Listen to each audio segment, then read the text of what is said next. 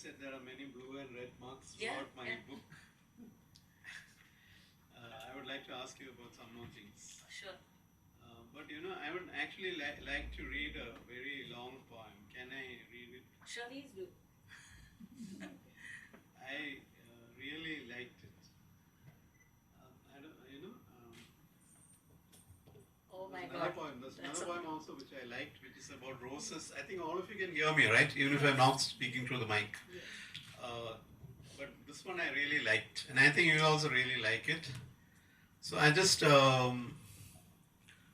couple of my students. Please come to the front. We have seats available here. So I'm just going to read it. It's called A Summer Ride. I think my daughter could relate with this poem. Maybe I can too. But I really love this one. A Summer Ride, page 109, in case any of you have the book. With the most unassuming ease, you got off your bike and asked me if I knew you. I don't know what made me say, yes I do. And what made you feel you knew me. Neither of us could recollect old conversations or time spent together. But we're drawn to each other at that very moment. That's the truth we must accept. Years stood between us for unknown reasons. Undeterred by the wagging tongues that surrounded us, unfettered by the frowning brows that questioned us, caught in the trail of wedding ceremonies, we saw adults gossiping, spurking, mocking, failing to see what we saw. Leaning on the lamppost, you sang a song that I have always loved. When you wanted to share your past, you could trust me with all your heart. Was it a hint of the future that you wished but wasn't willed? Amidst the drumbeats of the temple festivities, we saw kids with painted faces and masked dancers, dressed in grass and leaves, dancing in reverence to their favorite deities.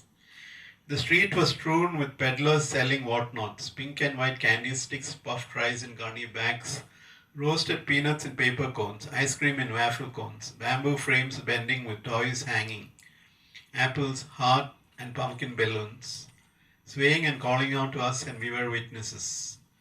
Though wary always, but trusting instincts, I just drifted along. You were everywhere and we were together. Dusk or dawn didn't matter.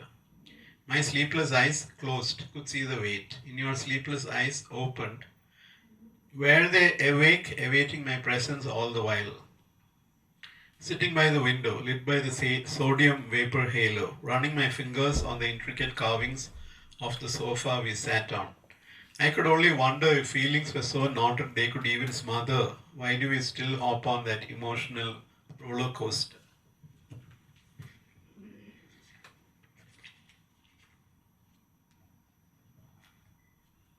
The curtains went down, the musicians packed up, the actors cleaned their greasy faces, the peddlers shut shops.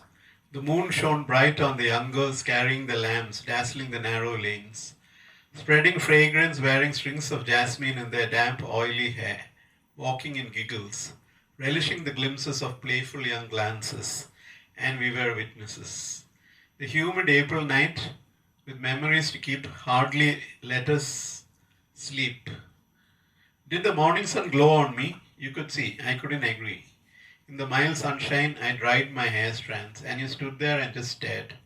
What followed, we both knew, was something we both wanted. You just had to ask, and I was on the bike. Oh, that moment I'll never forget. The small girl who missed a companion, or the teen girl who looked for validation. Who felt happier? It didn't matter. Questions were many, but who cared for the answers? On those winding roads, sandwiched by paddy fields, hardly a soul in sight. I felt so elated. In that ride, every turn left behind. A little girl fading far, far away. Oh, you can all read. I found this a really, for me, that poem and the one on roses, those were the two poems I liked best in the collection, okay? I found this really a superb narrative. I love this. And what I want to ask is, people approach these poems from a personal angle, but I don't want to approach it like that. I want to approach it as poetry. So I'm not going to ask you, the silly question that people, when you post a poem on FB, they say, oh, who is this guy? Who is that girl? Is it you? And, I'm not going to ask you things like that. But what I want to ask is, what kind of poetry or what kind of, art inspired you to write such a good poem? In one word, Palakkad. Hands down. Yeah. So, see, we are a small town. Okay. So, what was fun for us? The yearly temple festivals. So, every year it was worth the wait. It would be the same thing, same stuff repeated. But still we would wait for it every year.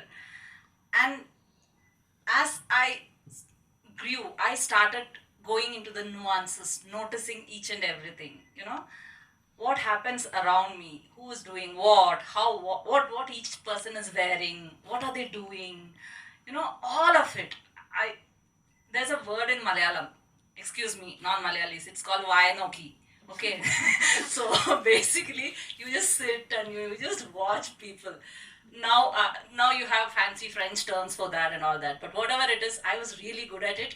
I think that really paid off when I started writing poetry, because these nuanced details, I think it kind of got ingrained in me, it got internalized, and when I sit and I just close my eyes, these pictures just come to me and I can't find an escape from it. I just happen to write.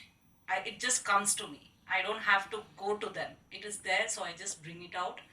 And that's how this poem happened. And it just happened in one go. I can't sit and rewrite and correct and all that. It just has to go at one go. So this particular thing is almost like an overnight event. That's how it is. Yeah, it's great, whatever it is. I think you should again give her a